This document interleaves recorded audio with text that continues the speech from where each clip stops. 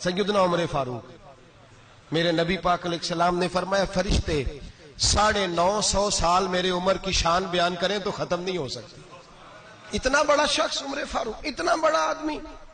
ایک دن اعلان کیا عمر فاروق نے، لوگوں مسجد میں آؤ، بات کرنی ہے،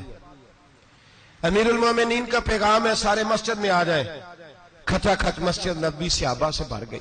اور ایسا جب اعلان ہوتا تھا تو صحابہ دوڑ کے آتے تھے، شاید کو جنگ ہے،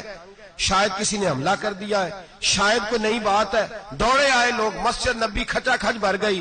سیدنا فاروق اعظم رضی اللہ تعالیٰ عنہ ممبر پہ بیٹھے، حضرت عبد الرحمن ابن عوف رضی اللہ تعالیٰ عنہ فرماتے ہیں کہ صحابہ تجسس کے دیکھ رہے ہیں کہ پتہ نہیں کسی طرف سے پیغام نہیں آ گیا، کوئی کافر حملہ نہیں کرنے لگا، اللہ جانے کیا ہوا ہے، بڑی پریشانی ہے۔ عمر بیٹھے، اللہ کی حمد کی، نبی پاک صلی اللہ علیہ وسلم پر درود پڑھا، اور پھر عمر فاروق بولے، فرمانے لگے میں جب مکے میں رہتا تھا نا تو کبھی گھر میں قحط آ جاتا تھا، کبھی قحط آتا تھا گھر میں، بکریوں کے دودھ خشک ہو جاتے تھے، گندم نہیں ملتی تھی، پانی نہیں ہوتا تھا، تو فرمایا میری اماں مجھے خالہ کے گھر بھیج دیتی تھی۔ قبیلہ بنو مخزوم، اس قبیلے میں میری خالہ کی شادی ہوئی تھی تو وہ مالدار لوگ تھے، ان کے پاس زیادہ بکریاں، زیادہ اونٹ، زیادہ گائیں، زیادہ کھیت تھے۔ حضرت عمر فاروق فرمانے لگے میں ان کے گھر جاتا تو میرے خالو سمجھ جاتے کہ عمر کو اس لیے بھیجا گیا ہے کہ قحط آ گیا ہے، فرماتے ہیں وہ مجھے سویرے بکریاں چرانے لے جاتے، شام تک میں ان کی بکریاں چراتا۔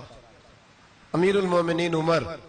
ایک طرف مسئلہ یہ ہے کہ کیسر و کسرا کی دیواریں ہل رہی ہیں عمر کے نعروں سے، اور ادھر عمر منبر پہ بیٹھ کے خطبے دے رہے ہیں، فرماتے ہیں میں بکریاں چراتا، شام تک خالہ کے گھر جا کے مزدوری کرتا، اور فرماتے ہیں شام ہوتی تو ایک مٹھی کشمش مجھے دیتے وہ۔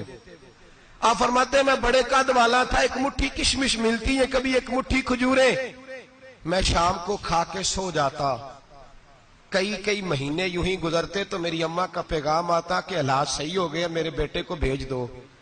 یہ بات کہی، حضرت عمر رونے لگے، اور پھر کہنے لگے اب وہ وقت آیا ہے کہ لوگ مجھے امیر المومنین عمر کہہ کے پکارتے ہیں۔ بس یہ دو باتیں کی، عمر نے کہا چلو ظہر کا وقت ہو گیا، اذان پڑھو، اٹھو نماز پڑھے، اٹھو۔ اذان ہوئی، اقامت ہوئی، جناب عمر نے نماز پڑھائی، لوگ چلے گئے تو سیدنا عبد الرحمن ابن عوف جرانہ تھا جناب عمر سے، بازو پکڑ کے کہنے لگے عمر سیاںا بندہ یار تو یہ دو باتیں سنانے کے لیے اتنا مجمع اکٹھا کیا تھا، یہ دو باتیں کہنے کے لیے کہ میں خالہ کے گھر جا کے مزدوری کرتا تھا تو ایک مٹھی کشمش ملتی تھی، ایک مٹھی کھجوریں، یہ کہنے کے لیے کہ میں بکریاں چرایا کرتا تھا۔ تو حضرت عمر فاروق رضی اللہ تعالیٰ عنہ پھر روئے، پھر آنکھوں میں آنسو آئے، کہنے لگے عبد الرحمن آج نا مصر شام سے کچھ لوگ آئے تھے، اور وہ بتا رہے تھے کہ عمر تیرا ڈنکا وہاں بھی بڑا بجتا ہے، وہ مجھے کہہ رہے تھے تیرے نام کے وہاں بھی بڑے دبدبے ہیں، بڑے تذکرے ہیں، تو میرا نفس مجھے کہہ رہا تھا عمر دیکھا تو یہاں بیٹھا ہے اور وہاں تیرے نام کا شور ہو رہا ہے، مجھے اس نے بڑا کیا ہے۔ تو میں نے آج مصطفیٰ کے سارے غلام کٹھے کر کے اپنی اوقات بتا دی ہے، میں نے اپنی اوقات بتائی ہے کہ میں کچھ نہیں، کوئی شے نہیں،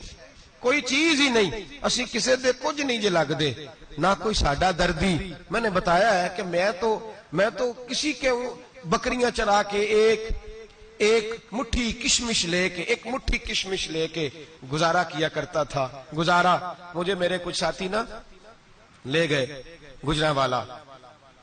سردیوں کے موسم میں، مجھے کہنے لگے سویٹر پسند کر لیں اپنی مرضی کا، تو میں نے کہا یار مجھے تو وہی مزہ آتا ہے جو میری اماں کروشیے سے بنایا کرتی، وہ پہلے ابا پہنتے تھے، پھر وہی سویٹر بڑا بھائی پہنتا تھا، پھر ہمارے کھاتے میں آ گیا، اور پھر اس کی تعریفیں ہوتی تھی غربت چھپانے کے لیے، اس کی تعریفیں ہوتی تھی بڑی محنت سے بنا ہے جی، کیا بات ہے، بڑا گرم ہے، تو اب چھوٹے بھائی کو دے دیا جائے۔ ہم نے کہا وہی زمانہ دیکھا ہے، وہی رنگ دیکھا ہوا ہے، اور اس پر فخر ہے۔ اب تو لوگ جب کچھ ہو جاتا ہے نا، 2-4 لوگ جاننے لگتے ہیں تو لوگ فٹافٹ دعویٰ کر دیتے ہیں خاندانی رئیس اعظم ہو، بڑی بات ہے، ایسی کوئی بات نہیں۔ جس کو اپنا آپ یاد رہتا ہے اسے خدا بھی یاد رہتا ہے، جسے اپنا آپ یاد رہتا ہے اسے رسول اللہ بھی یاد رہتے ہیں، جسے اپنا آپ یاد رہتا ہے اس کی نظر میں دوسرے لوگ بھی کچھ ہوتے ہیں۔